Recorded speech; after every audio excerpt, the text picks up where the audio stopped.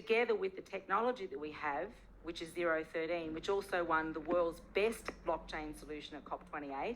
So world's first, world's best. We're really thrilled about that. Yes, it is. It was very impressive and very hard to do. So one of the things that's really critical about that is we've now delivered the confidence to the market to be able to go out and say, well, here's a product end to end. But most importantly, the technology is profoundly important, because for the first time, this technology really is coming of its own. What you might have heard previously is a thing called an NFT. It's not digital art, by the way. It is a piece of technology. It is one of the perfect use cases for a carbon credit, because we can show it from initiation right through to the end investor and give them the transparency that they've asked. This has now completely opened up trillions of dollars to the carbon market. And I think that's extraordinary from our point of view. The other thing that's really important, I think, in this conversation is that what we've spoken about is the fact that this market also is driven in many ways by policy and regulation. But what we're seeing is a profoundly different change in this market where it's totally uncorrelated to anything else and any other commodity. That means for investors, it's also a fantastic opportunity for a diversified portfolio. We are only seeing strength and growth in the market. We are not seeing any downturns. There are pundits out there saying, yes, but the carbon credit market has dropped in price. No, it hasn't. Only the ones that were of low quality and low integrity. And I think the other thing which was really important that we got out of COP28 was the fact that we've been talking about adding integrity. One of the things that we do is we have a Sharia compliant product. And for that reason, we've been able to embed in our product the Sharia compliant issues around integrity, around due diligence, around governance, and all of those factors. Those factors also drive straight back down into the projects. And so the word integrity to us in the carbon market has become very important. There's a huge difference between high quality and high integrity. Huge difference. And so that's been critically important. Yeah, I mean, just touching upon this, I mean, I read a stat on the drive-in. There was a bit of traffic, so it gave me a chance to do a few LinkedIn updates about this event, which is great, and thanks to Harold for organising that. But PwC did a survey just ahead of Davos of over 4,700 CEOs and asked them what their thoughts were for their businesses over the next 10 years. 45% said they're worried that their current businesses, and these are large to SME businesses, so, you know, all the large corporates and right through the spectrum, 45% said they fear that if they don't adopt AI and they don't adopt sustainability and sustainable finance, that their businesses within 10 years will cease to exist. I mean, we've seen it. I mean, you know, Blockbuster with home videos didn't think Netflix would come along. You know, we've given other examples earlier. It's already starting to happen. So, you know, the call to action is now. I mean, sometimes, I mean, I come from the finance background and we engage with a lot of banks, and over the years, they've invested into things that we've done. But actually, it's that age-old adage, no one ever gets fired for using IBM or the obvious solution. Now, the real call to action is those that are willing to put their foot forward first. You know, it's always hard to be first, but those that are first actually capitalize the most. And we've seen this with the work that we've done in the past and with the partners we've worked on. So actually, we can't do this alone. I mean, we need all of you to join forces with us and collaborate, because, you know, our model is actually, you know, there's real work going on the ground with these projects, you know, with real people and real integrity. And that then leads to all the work being done on public markets, and then all the work being done right through the investment communities as well. So we need all of them to join hands. I mean, the technology is there because what technology fragments, it can knit together. It can be local as well as international because the infrastructure is there, as Lisa mentioned, with 013. The products are there. You know, there's broad innovation happening. Let's adopt it. And over to you, Lisa.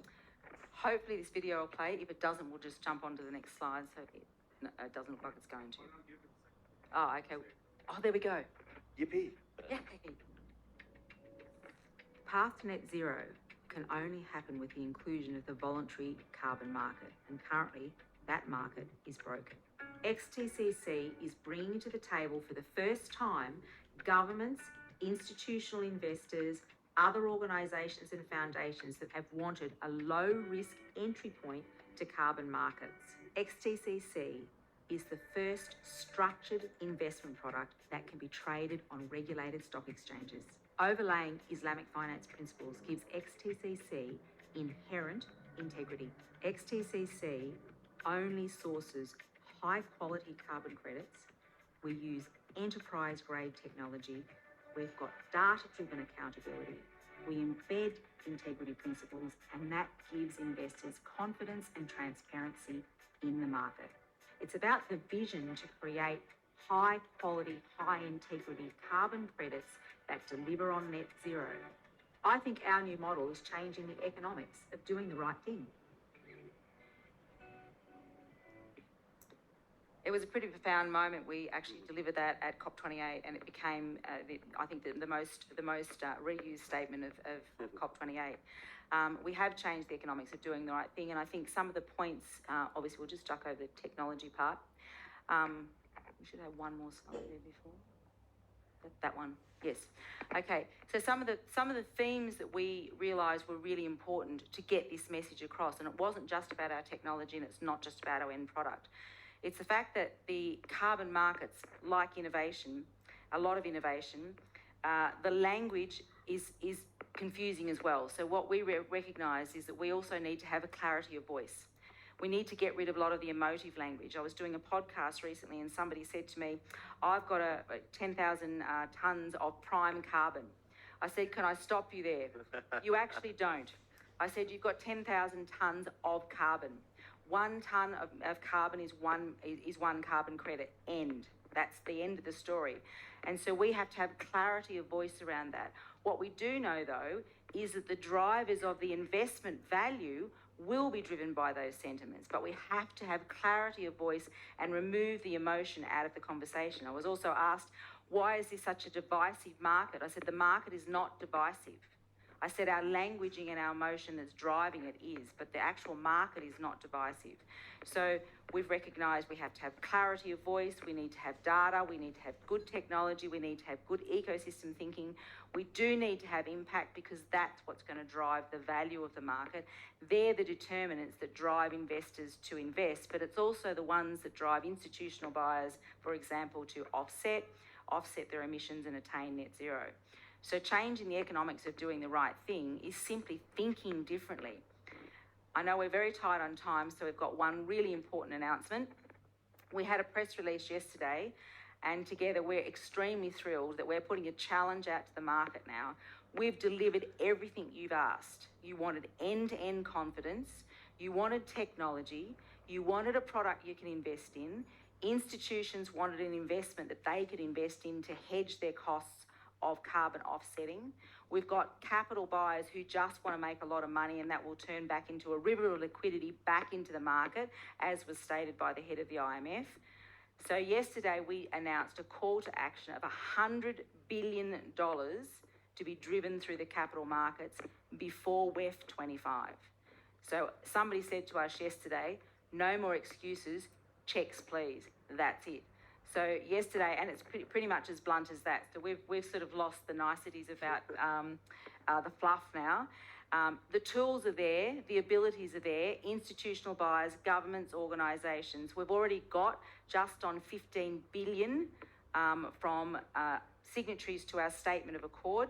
We're calling on everybody else to sign our Statement of Accord and agree to be committed to work in the next year to deliver $100 billion worth of investment into the market. Over to you. Yeah, so, I mean, as Lisa said, the call to action is now, let's stop talking, let's act collectively.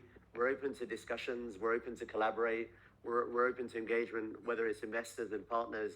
Some of those are presenting up here as well. It'll be great to build real momentum. Let's make magic up the mountain. Correct. Thank you. Thank you. Thank you so much. I thought it was very clear, 100 billion, no small things, and you also had the most quiet room, so your message was clear. Congratulations. So